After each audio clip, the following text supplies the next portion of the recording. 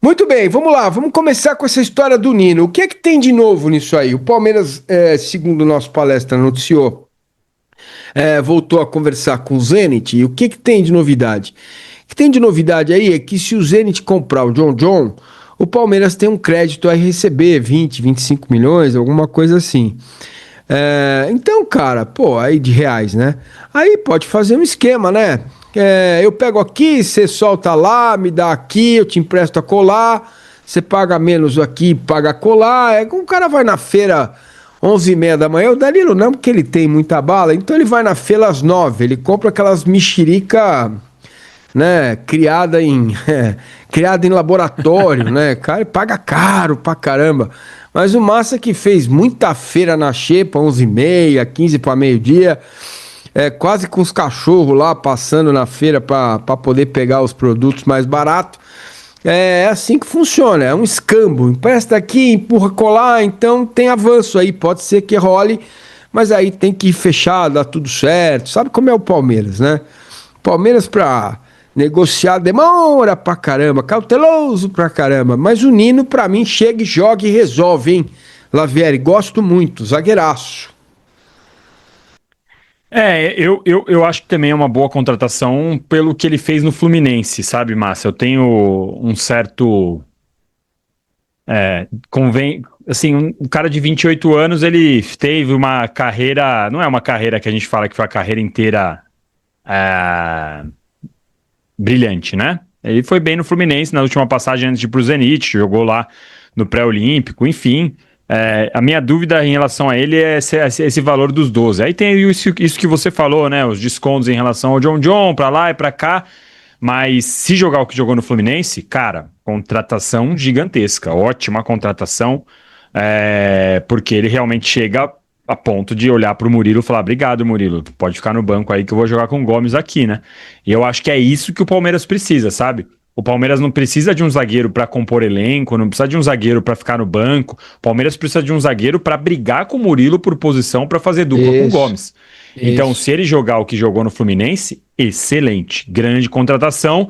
Talvez seja um pouco caro, mas vamos combinar que, diante dos últimos movimentos do Palmeiras no ano passado, talvez seja melhor gastar um pouquinho mais e ter, pelo menos na teoria, um pouquinho mais de certeza, do que de repente gastar 7 de novo lá no Igor Julião, lá do Brighton, e de repente não dá certo, né? Perfeito, perfeito. Muito bem. Vamos lá, vamos entrar nesse tema. Amanhã tem jogo contra o Mirassol. Como será que virá o Mirassol, né? E uma perspectiva aqui para vocês: o Palmeiras só volta pro Allianz Parque no começo de março, viu? Se chegar aí às finais do Diplomão, é possível que jogue no Allianz Parque, mas a coisa ainda tá bem lento lá, caminhando. Esses dias o Danilo Lavieri deu a notícia, né, que o gramado chegou de navio e vai ter que pegar, desembaraçar a alfândega. Já vivemos esse problema com o negócio da rolha, né? Lembra? Seria legal a gente depois. Eu vou tentar depois saber qual é a tecnologia desse novo gramado para ver se sossega um pouco o pito, né? O facho, né? Para quem não viu ou quer saber, o Andrés Pereira vai ficar pelo menos um mês fora. É mais um desfalque, né? Já temos alguns no departamento médico, o próprio Facundo, que está sendo especulado a saída dele aí, o Jefté, o Paulinho também, né? E os outros estão em transição. É possível que o Evangelista volte a campo no final deste mês de janeiro, meados de fevereiro, já está em transição. Quanto ao Paulinho, zero, nenhuma notícia, nada. A mesma coisa o Figueiredo, que deve também, junto com o Evangelista, lá para metade de fevereiro aí, voltar aos campos, né? O fato é que para o jogo contra a estreia do Campeonato Brasileiro, que é o que me interessa mais, o Palmeiras já vai ter desfalques certos, o Andreas é um deles, e também o Paulinho certamente não vai estar à disposição. Mas se o Evangelista voltar e a gente puder contar com o Marlon, né? Todo mundo bem aí, vai depender desse início, essa loucura que é disputar esse campeonato estadual com 5 dias de reapresentação. Aí talvez a gente tenha aqui uma situação um pouco diferente, um meio-campo um pouco diferente para a estreia do Campeonato Brasileiro, na qual o Palmeiras vai ter que jogar fora de casa, né? O Palmeiras estreia fora contra o Galo, joga contra o Vitória em casa, né? E depois vai jogar contra o Internacional em Porto Alegre. Danilo, você já mediu um pouco o que vai ser esse ano com o Campeonato Brasileiro e Estadual juntos aí correndo? As pessoas não se deram conta muito disso, né? Mas o bicho vai pegar feio, é quase um turno inteiro antes da parada da Copa.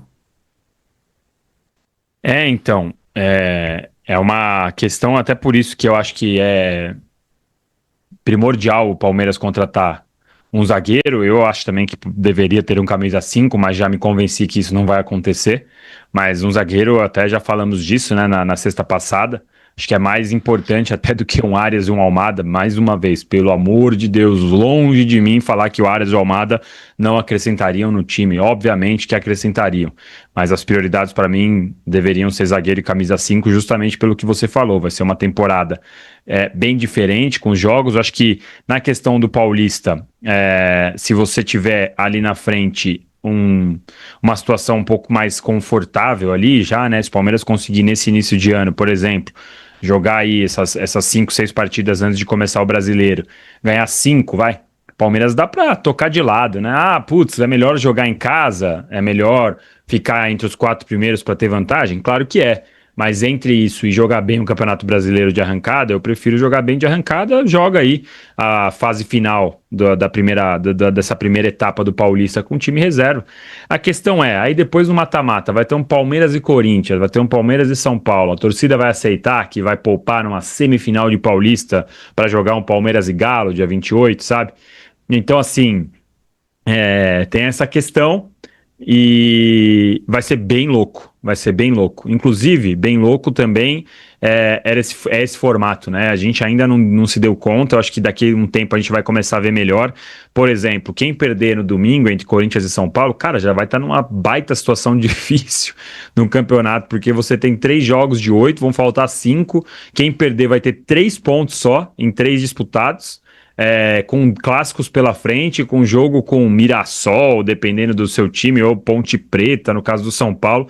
O Palmeiras já se livrou bem com essas 2 vitórias. Parece pouco, parece, nossa, mas assim, para um campeonato de 8, foram 25% já disputados, e o Palmeiras com 2 vitórias tira bastante a cabeça da água, viu, Massinho? Ah, sem dúvida, né? Estar 100% nesse momento, falta pouco para a classificação, né?